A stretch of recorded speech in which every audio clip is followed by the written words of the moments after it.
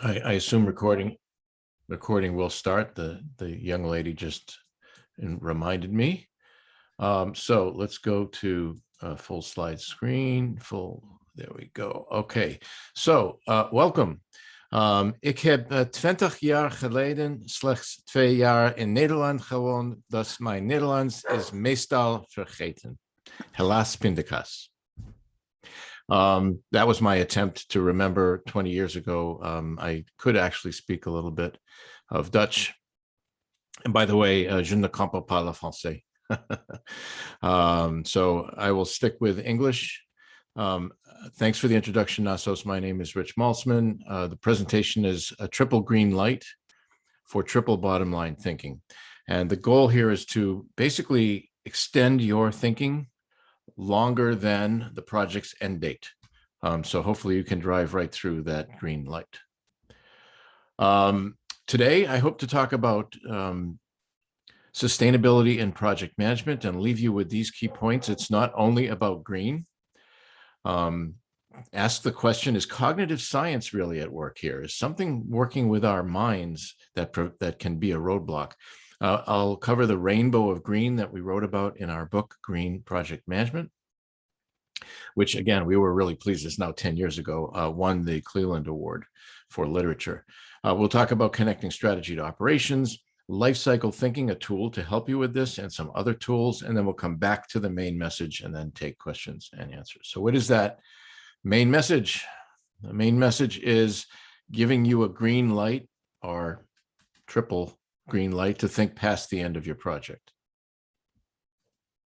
So I'm sure most of you know this, preaching in most cases to the choir, as they say. The triple bottom line, and this is a quote from a Harvard Business School article, the triple bottom line is a business concept that posits that firms that commit to measuring their social and environmental impact in addition to their financial performance, instead of just focusing on generating profit, or the standard bottom line, can be broken down into 3 Ps: profit, people, and planet. And they intersect, and most people will show sustainability at the intersection of those 3. So I'm going to start off with a weird picture, especially for folks way outside of Boston. You may not know what this is, but I wonder if anyone can take a guess what you're looking at, and in particular, what those lines are. I'm pretty sure no one will know. But you're driving, I'll be there in half an hour. This is the tunnel underneath Boston, the so-called Big Dig Tunnel. And those lines, I'll talk about them now, those lines are holding up the lights, 25,110-pound light fixtures, which had started to fall off the walls of the tunnel and onto the roadway. You don't want to drive into a 110-pound light fixture. Luckily, these started falling off at 2, 3 in the morning. There was very little traffic. It caused $54 million worth of rework. Several officials were fired. It easily could have killed or injured people. We were lucky that it didn't. There were indeed other problems with the Big Dig. This is the project that suppressed the main artery of Boston underneath the city. There were incidents that did cause death in this project, but in this case, there wasn't death, but lots of expense and delays and so forth. The cause of this, if you're an engineer like I am with a couple of engineering degrees, it's galvanic corrosion due to salt and water environment. But yeah, it's really not just that. If you step back and look holistically at what really caused that decision to be made to use this particular type of bracket, it's that the holistic consideration and the long-term thinking was too weak. They weren't thinking about collecting benefits and offering value, like being able to drive through a tunnel without running into a light fixture in the long term, but they were thinking about project outputs being on time, on budget, within scope, maybe generating a certain amount of light as cheaply as possible and as quickly as possible. This is one of several examples of short-term thinking that plagued this project, and as you'll see and probably know, other projects as well. So two key takeaways from this are that one, the problems that I'm addressing, the problems that I think most of us are thinking about here, are often about the ecology, about saving species. There was a comedian named George Carlin who used to talk about save the whales, save the snails. And that's sometimes a stereotype that's applied to people who think this way. And that's partially fair, but it's not the only thing. It's not only about the ecological part of the triple bottom line, but also the economic and social part. In general, it's about holistic, so broad and long-term thinking, perspective of long-term success, not just project success, not just project management success.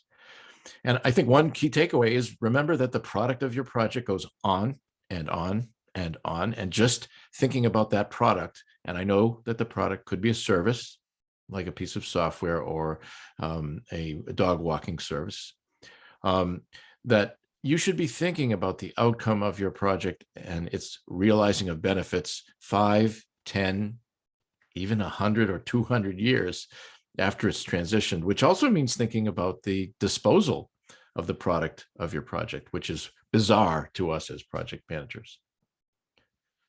Right? So it's about those two things, long-term perspective and the fact that your project's product goes on and on and on.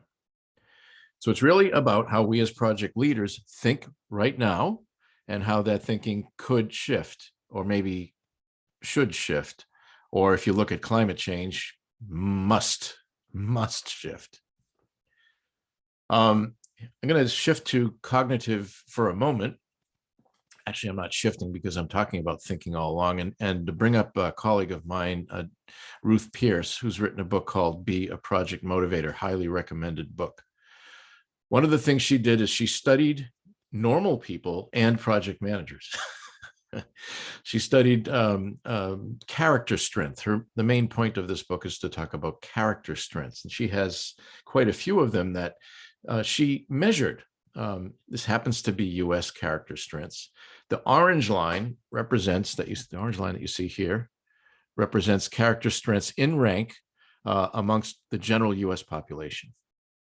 The blue line represents project managers' character strengths. So if you look at the strengths, things like honesty, fairness, kindness, judgment, curiosity, and so forth, and they're touchy-feely, I agree, but they are scientifically shown to be valid. And if you look at the differences between the general US population and the project management population, you notice something, for example, some interesting things, for example, like teamwork. Thankfully, as project managers, we are above the US population in general. So if you take the composite average project manager, they're better than the average US population at bringing teams together. That's what we do. So that's good. But you'll also notice that one of the lowest ranked things relative to the US population is perspective. Having the ability to look around and look forward. We're weaker than the US population in this. And I think this would be global. So I highly suggest you connect with Ruth and take a look at her book. But that raises the interesting question, can we shift our thinking to improve our perspective? I mean, this is one of our weak areas. And one thing that project managers do is look for areas of strength and areas for improvement. And Ruth has pointed out an area for improvement that fits right into the sustainability mold. So let's start by backing up a bit, putting it in reverse, and seeing how we really fit into business. Businesses have an overall ideation, mission, vision, value, far-reaching strategy. When I say businesses, I mean nonprofits as well as for-profit organizations. And then they have their steady state operations. But to get there, you need portfolios of programs and projects. We are in some way a necessary cog in the gearworks to get to that steady state operations. You launch a project because you want to change a manufacturing situation or improve something. So that focal point is where project managers live. And I have a whole set of slides on this, but I won't bore you with that. It's basically where the rubber meets the road. programs and projects are where the rubber meets the road. The rubber here being the ideas, the Steve Jobs, the Jeff Bezos, the Jack Ma, here's what we're all about, and then the day-to-day operations of Alibaba or Tesla or Huawei or Nokia. The road is the day-to-day doing of the work of those organizations. So I gave this talk at the Italy all chapter conference. I had to pick a nice Italian car for that. So this is where the rubber meets the road. Projects, that's you and I. Another colleague of mine, Alexandra Chapman from Melbourne, Australia, and the chief of TOP, Totally Optimized Projects, has a really nice visual that she's been kind enough to let me use that shows what I'm thinking here. And what it is that projects have activities. This is what we oversee, day-to-day tasks and activities. Those tasks, of course, have dependencies on others, and we can generate Gantt charts that show when the project will end, how resources are used. So this area of activities is kind of where we live. And then at the end of our project, we have outcomes, like a tunnel. Those outcomes then deliver benefits.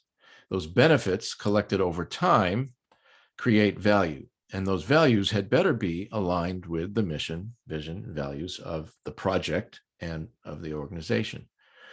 So it's really about the connection and the pressure points, if you will, on value that we need to look at, where most of the time, unfortunately, we stop our thinking here at outcomes.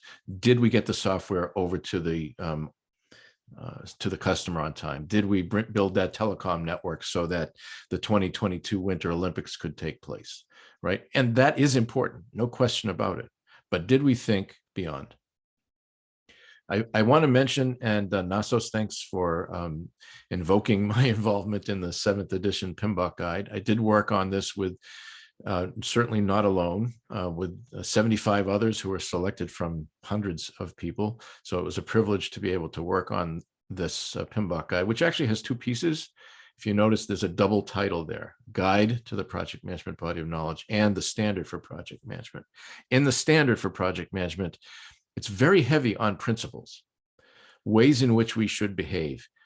And threaded throughout both the standard and the guide is this idea of delivering value. That's what project managers do now. They don't produce outcomes. Yeah, they do. They do produce outcomes. But they produce outcomes that collected together are benefits that collected together provide value. There are also, thankfully, after several tries on my part and others, there's thankfully direct mention of sustainability. There's direct mention of the environmental and social aspects. So the triple bottom line has finally made it into the PMBOK guide. And believe me, myself and others like Jennifer Tharp have been pushing for this for a long time. In particular, and again, it's threaded. There's not a chapter on sustainability. There shouldn't be a chapter on sustainability. It needs to be inherent in the body of knowledge. And sure enough, as an example, under the dimensions of quality, it says, one of the questions you ask, does the deliverable produce a positive impact on economic, social, and environmental parameters? Hallelujah, right? They finally get it. It's finally in there. Other organizations have mentioned this for a long time, including ISO, and now it's in the PMBOK guide. In our book, 10 years old now, almost 11, we talked about the rainbow of green.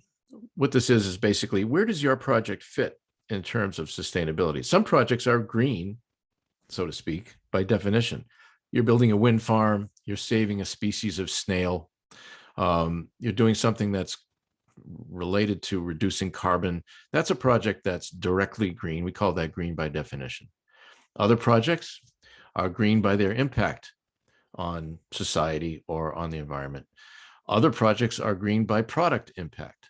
And in the US, we have the Keurig coffee maker, a single serve coffee maker. The product itself is fine. However, it has produced 30, 40 billion non-recyclable plastic K-cups, and there are others like it that produce these K-cups that are going into landfills. Now, they've remediated, but for many years, we had a project that was green by product impact. And that could be positive or negative, right? By making them recyclable, it would have had a more positive impact.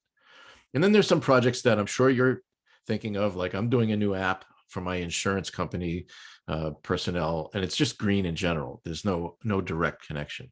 Well, here's the point. When a project is green by definition, everyone is thinking about sustainability. Everyone who's working on the project is focused on sustainability because that's the main idea.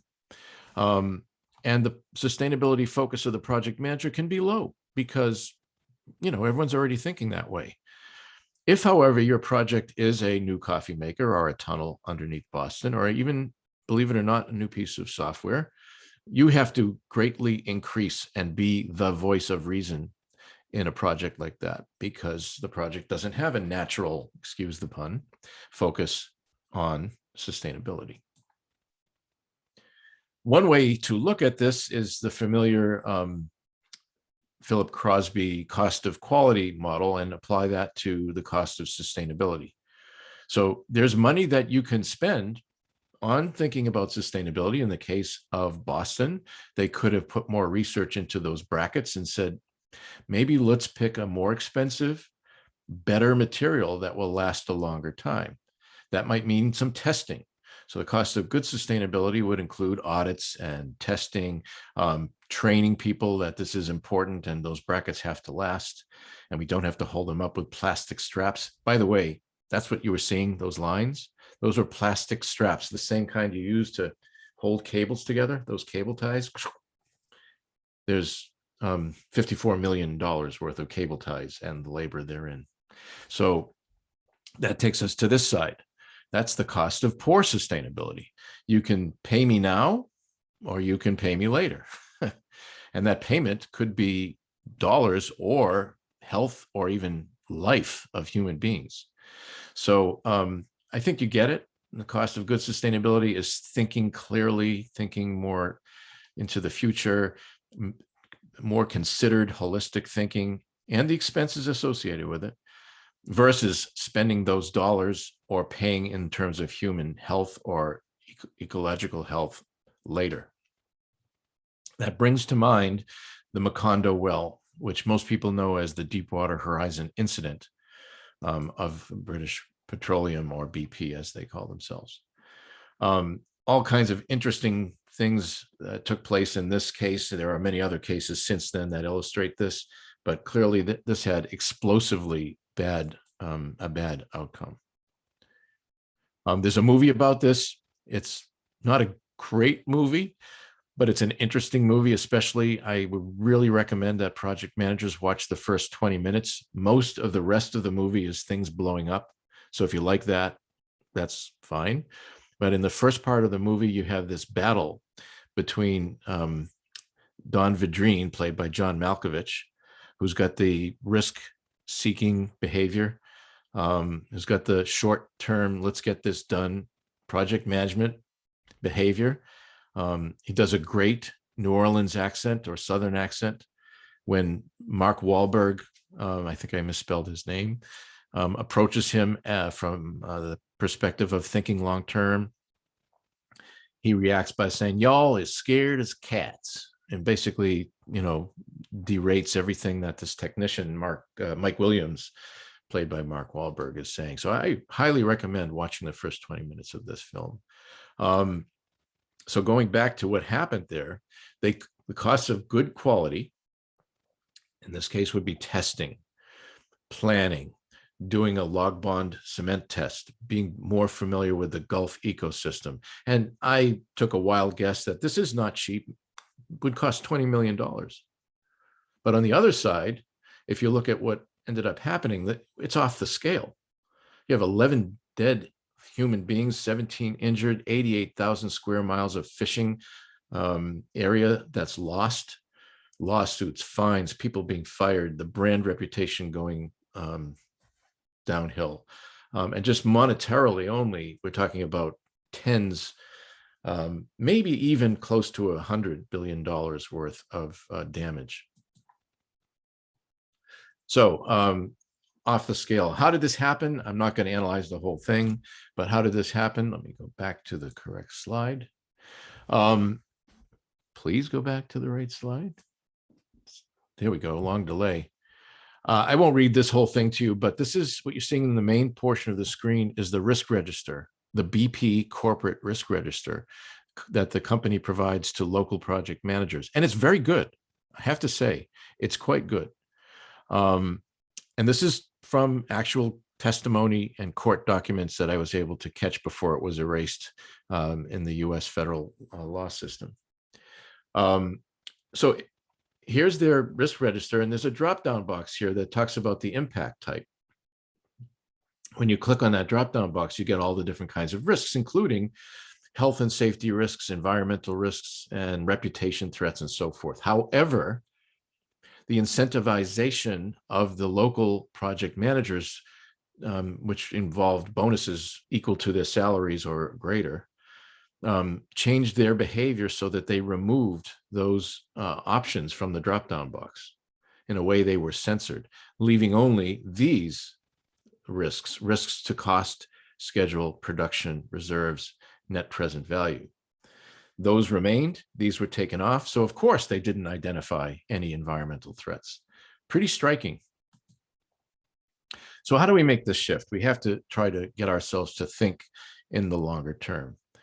I did live in Holland for a couple of years, albeit 20 years ago, and I tried to learn as much as I could about culture. And one of the things I did was read Dutch authors. One of them is Harry Mulisch, not that well known in the US, well known in your area of the world.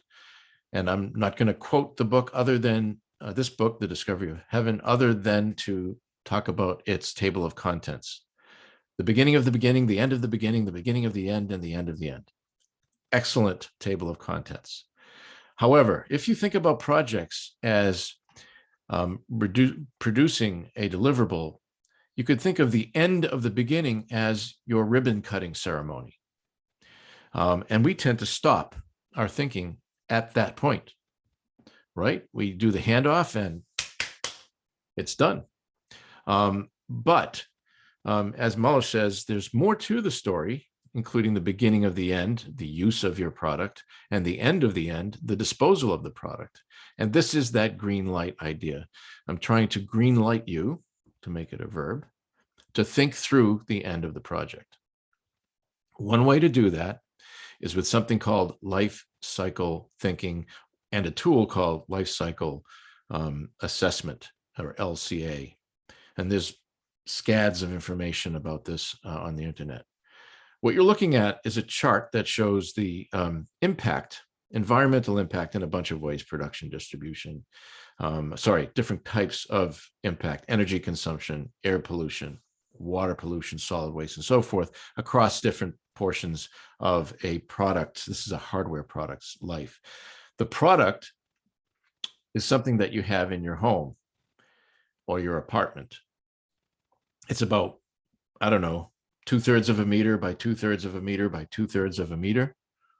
And there's usually two of these devices in your home. I'm focusing on one of them. And what I'm talking about is a washing machine. A washing machine has impact on all of these things, of course, when you manufacture it and distribute it and dispose of it. But the biggest impact comes from its use, especially its use of hot water. So if you are not a washing machine manufacturer, but a laundry detergent manufacturer, should you be putting your effort into things like changing the thickness of your packaging so that it uses less gas? Yeah, sure. But what if you put your effort into allowing your detergent to work in colder water? That would bring these stacks way down. So think about the impact of the product of your project.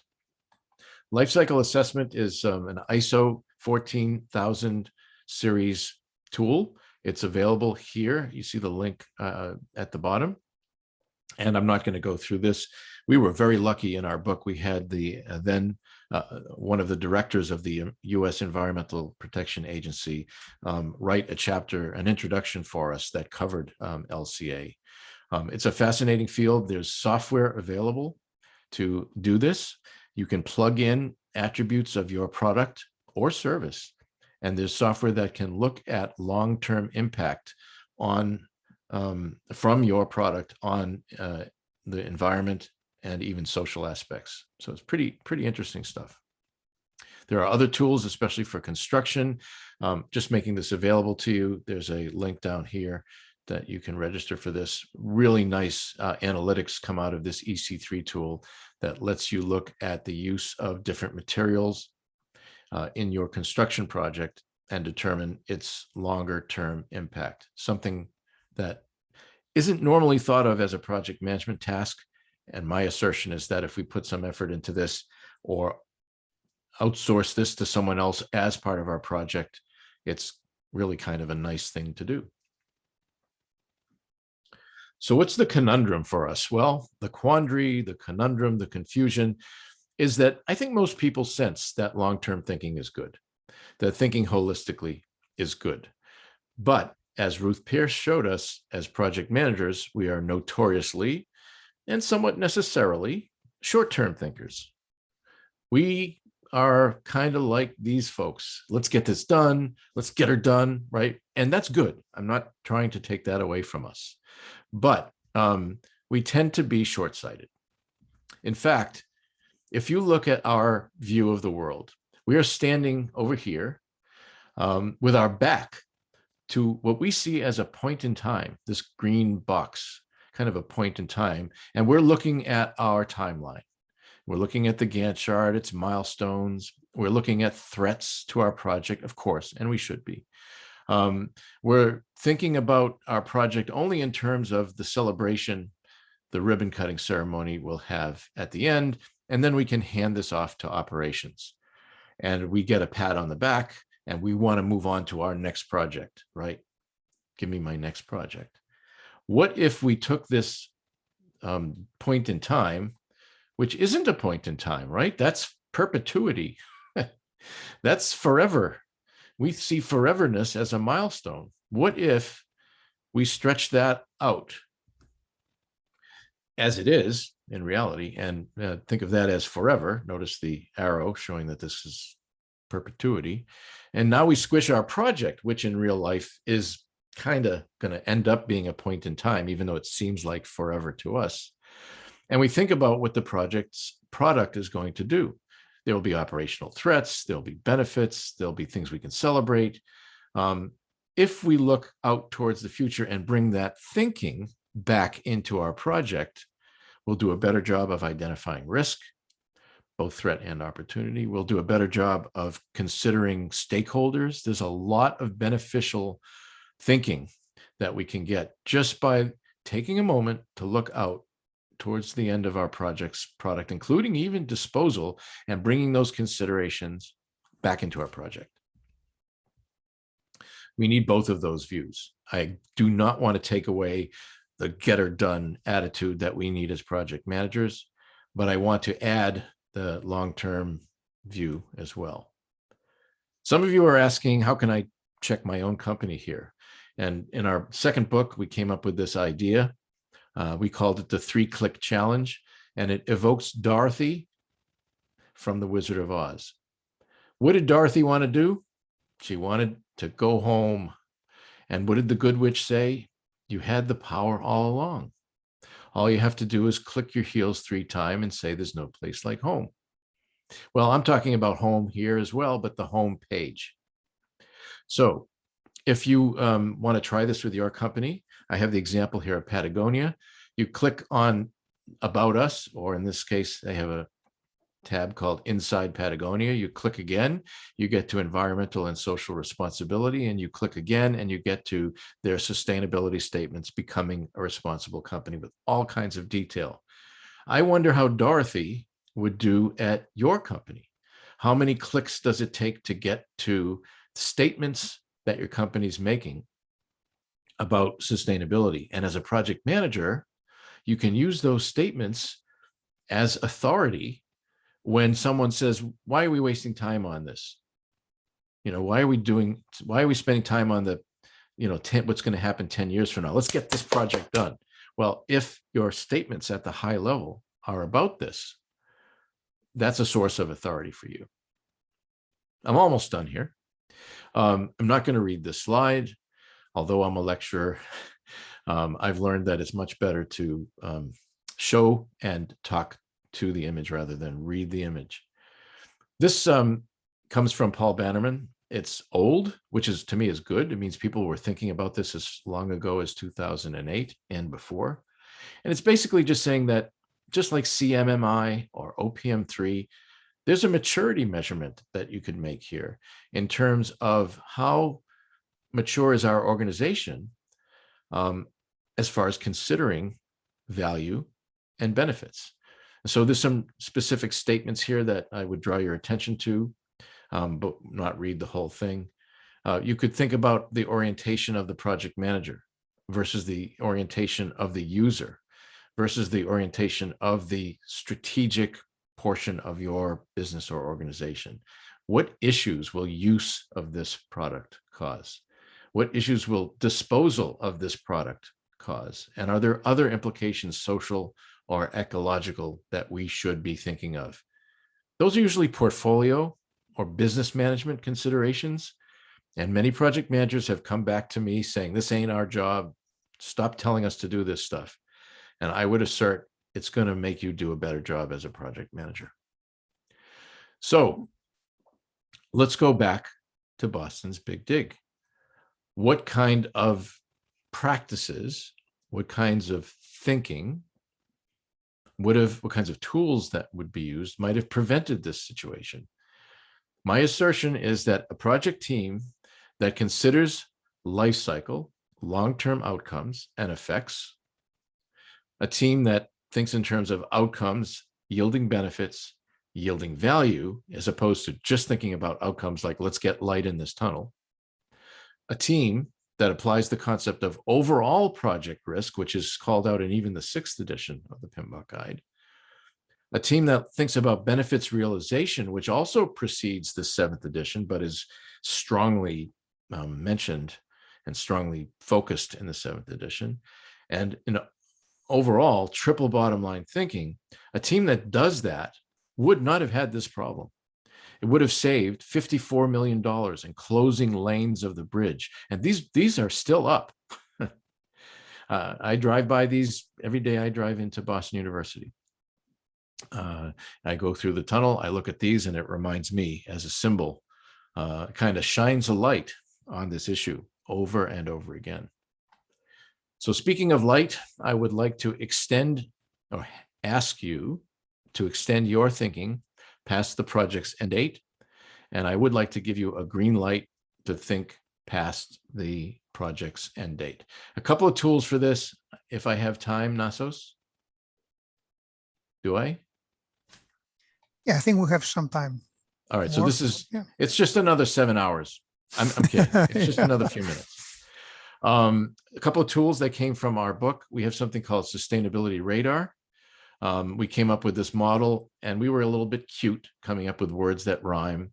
The sustainability wheel basically centers on respect of whatever the organization has said about itself and to the world in its annual reports, on its webpage, in the Dorothy model that I use, right? What are we saying about ourselves? And then do we reflect on that, and how do we connect, detect, reject, and in this case, project is a verb, not project, but project, think into the future.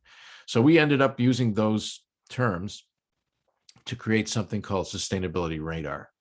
And so along those lines, we came up with measures for each of those dimensions. And then you end up with signatures of your organization. You take the survey, you answer the questions, and you could be anywhere from a laggard. The two extremes would be a laggard, right? You're not doing anything, to a leader where you're really excellent at all those things. But it also yields some very interesting signatures. Being an engineer from the days of oscilloscopes, that's what this reminds me of. On the lower right, you actually have this bow tie pattern, and we call that an efficient bamboozler. So there's some interesting signatures that come up. And then for each of these, we have some suggested solutions, suggested coaching for companies or organizations that fall, anywhere but the leader area. Peter Drucker said that you need to be efficient and effective in projects in business. I would say we'd add another dimension to this. So what this equation purports to say is that we are bigger than our projects, that project success over time is bigger than project management success, which is on time, on budget, and within scope. That's good, I'm not taking that away, but project success is bigger than that. It looks at your project in an enduring way. So we're modifying Peter Drucker's statement of efficiency and effectiveness and adding endurance. So let's think for a moment about this 2x2 matrix that measures project success against project management success. Project management success is on time, on budget, within scope. Project success is, did it kill anyone? The customers like it 5 years later? So the Sydney Opera House, I don't know if any of you have been there. I've been lucky enough to go to the Sydney Opera House. It's considered a symbol of Australia. Go into any gift shop in Australia and you will find postcards which feature the Sydney Opera House. It's definitely considered a project success, but the project itself, niet goed. Lots of problems, 14 times over budget, very, very late. So Boston's Big Dig, unfortunately, is an example of a project that was kind of low in both project success and project management success. And it hurts me to say this, being a Bostonian, but it's kind of true.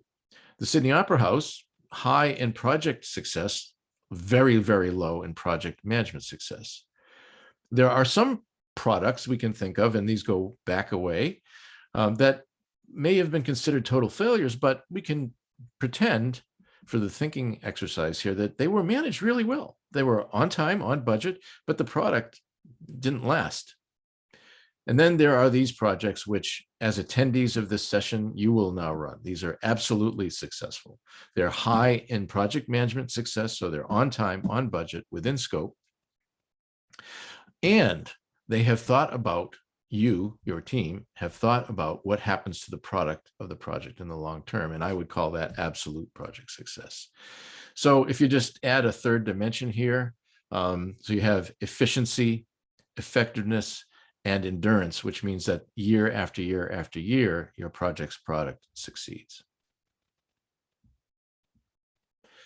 So I hope that I have helped awaken the idea that we have to think past the end of our project, that we have to let our minds go beyond the end of our ribbon cutting ceremony and think beyond and drive happily through a long-lasting, enduring, successful project. That is what I have for you today. Thank you very much, Rich. My contact information and a caricature of myself because the actual thing is too hard to look at. Thank you very much for pinpointing all these excellent and wonderful ideas. I haven't seen any questions, so please, all of you guys who want to ask something to Rich, you can either raise your hand or you can write your question in the chat box. Just to give a head up start for the discussion. Rich, I'm curious about two things actually. The first, because I like the idea of this cost of poor sustainability. Mm-hmm. So if we consider, that there is a cost of poor sustainability, as I see it, we should, as project manager, have in mind that we need to add some budget in our portfolio so that we can be able to consider and see how we can, handle issues that will eventually create problems at the value delivery of the end product on the end product. Yes. So how do you convince, your stakeholders to offer you a bigger budget so that you can be able to cope with this kind of situations? Yes, good question, common question. And you're talking about not just any stakeholders, but your sponsors. Exactly. So your sponsors should be very connected to whatever the organization is saying about itself. And I would challenge your viewers, listeners, to go to the About Us page of almost any organization, and you'll see that they're saying lofty things about themselves. I know it's dangerous territory, but Volkswagen, the year that they initiated a project, and we still don't necessarily know who did, but there was a project in the company to tweak the performance of the car so that it passed EPA and other Controls, environmental tests when the car thought it was under investigation, under test, and then just said, "Whoo, go for it," when the car was not under test. The same year that happened, Volkswagen announced its intention to be the leading automotive company in the area of sustainability. So if that message had got to the team that was doing this, would they have launched that project? Would they have continued to work on that project? Or would someone have said, excuse me, hello, this is at complete odds. Now, to your specific question, yeah, you would have to ask for a budget for this. You would have to say, look, we're working on a coffee maker. Right now, we don't have the plastic that will seal in the flavor the way we want it to. We want to serve our customers. I'm a coffee drinker myself. I learned that in the Netherlands. I picked up my coffee habit in Holland, and it was Holland. I was in that province, South Holland. I want my coffee to taste fresh. So had they put money in that said, we need research money budget to find a plastic that is recyclable and yet will seal in the flavor. They did that as a follow-up, and it cost them. Now they were successful, right? This was a very successful product, so I don't want to take that away. But they could have done that before. They could have, with the right budget and timeline. And I'm not in the boardroom of Keurig or Green Mountain Coffee. By the way, to your point, Nasos, the sponsor of the Keurig coffee maker at the time was a company called Green Mountain Coffee, based in Vermont, right? A very conscious, fair trade oriented company who, had they known about all this, and again, I'm not in the boardroom, but they might have said, you know what, here's an additional chunk of resources. Go find a plastic, develop the plastic now, and delay the product if it takes 2 to 5 weeks or even longer. Now, I know could be considered naive, but that's the idea. That is the answer to your question, is go to what the company is saying and use that as a source of authority. I understand what you're saying, and as I view it, it's not easy. No, and it's not at all easy. It's more easy to say than much easier to say. Yes. But of course, if we have all this, this perception of viewing our project in a perspective in the future, then we should incorporate in all the requirements that we're building in the initiation phase and everything, elements like this, or how we can be, one way or another, minimizing the risk towards the environment, right. Things like that. Right. I think and I think the other tool you'd use is go to the BP example. What's the downside, right? Yeah. We all know that risk is probability times impact. And this probability is, even if it's low, the impact is so high. And even if it's further in the future and outside the time frame of my project, I've got this big explosion, either literal or virtual, or literal or figurative explosion that could be taking place. I need to consider that risk and make that risk clear to your sponsor. Yeah. I do see a comment. I don't know if I answered your question, but yeah, you did. Let's read the comment from Brian. Yeah. So this is interesting, and Brian, I have to tell you, you touched a very, very sensitive area. My career in engineering started, and maybe that's why I'm like I am. It started in an organization called Repair Engineering, and what we did, it was in telecom, was to work on the 1 or 2% of the product that came back. from customers, from, in our case, customers like Verizon and KPN, for repair. And what I learned from that was, why aren't we designing these products for repair? Why aren't we designing these products so they don't fail in the first place? And in many cases, products were returned, no trouble found. So why don't we put in some quick turnaround testing at the site so that we prevent the shipping of all these things back and forth? So repairability is huge, and it's part of these considerations, absolutely. And it hits home because, like I said, my first few years of my career was designing test equipment and procedures for 29 service centers around the U.S. that repaired product. Yes, thanks for that, Richard. Again, researching for the theme for this fair, that was something I came across. And in Europe now, they're introducing legislation because many of the faults that are found could be fixed, but you can't take the machine apart, or you can't disassemble that part, or you can't replace that part. So because they're designed for disposal. Yeah, disposal, designed obsolescence, I think they call it. Yeah. They've got a Now, in our case, now this is the Bell system, and I'm sure none of you even remember the Bell system, but the Bell system didn't design for disposability. I still have Western Electric phones from the 60s that work, and I've dropped them and thrown them against the wall when I get a call I don't like, and they still work. Yeah. Yeah. So, and I'm not trying to do an ad for my former company, Western Electric, which ended up becoming Nokia. Although, please buy Nokia. Still, it's the idea of repairability has a lot to do with sustainability, because when you think about the volume of stuff that's thrown away, the waste, or even the stuff that's sent back to service centers. Think about you buy your product from Amazon, you buy a mouse from Amazon, and you go to return it, and it gets packaged and probably going to end up in landfill anyway. And the fuel to ship all this stuff back and forth, it's huge. Mm-hmm. Of course, other questions? Of course, yeah.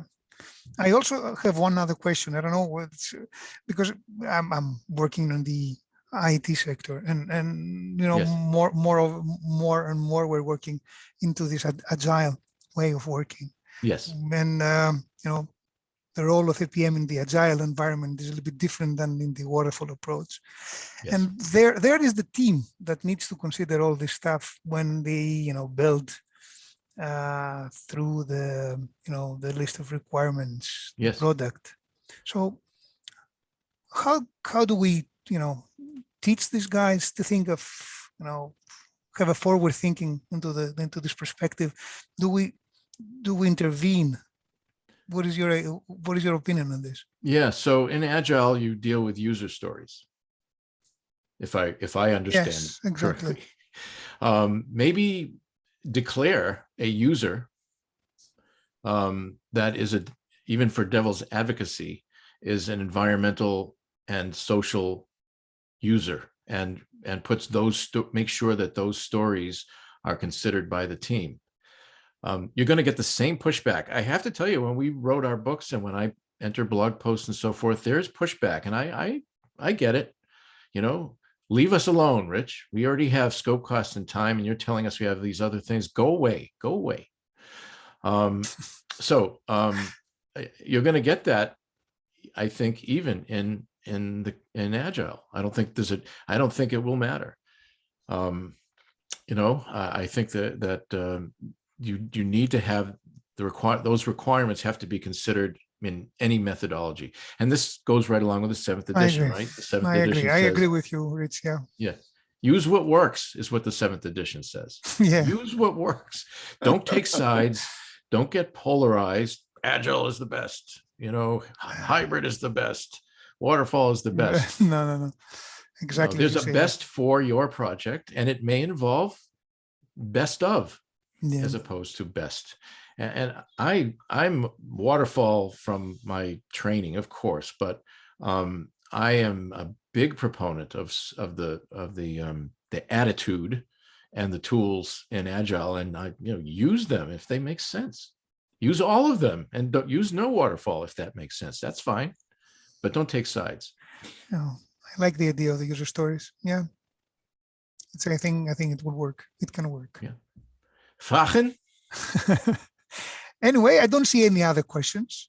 So, Okay. Rich, can you please allow me to share my screen? Although Brian has already shared the PDU code in the chat box. So let me just share Ja, also my zeker. screen. You have screen sharing. Okay. Thank you very much. Please feel free to connect with me on LinkedIn. I'm a pretty avid networker. On behalf of my students, I'm often trying to help my graduate students find work. So if can you see my screen? No. Yeah. Yes. Anyway, but for a reason you cannot see what I wanted you to see. Are you watching the PDU code or not? I see C133BF. Yes, exactly. So 1U, super. yes. So super. Yeah. That's the PDU code, guys, to claim your PDUs for today's session. Is goed. So thank you very much once more, Rich, for this great presentation. Thank you very much. Thank you, well. Brian, what did you say? Thank you, well. Yeah. Yeah, I don't know. I don't know Dutch, so I can. It's okay. I don't either. Merci in Luxembourg. I used to. If you like. I used to. We can share the thank you in Luxembourgish, which is Wilmoes merci. It took me 2 years to be able to go to the bakkerij and order my order of pastries and bread, and not have them say anything else.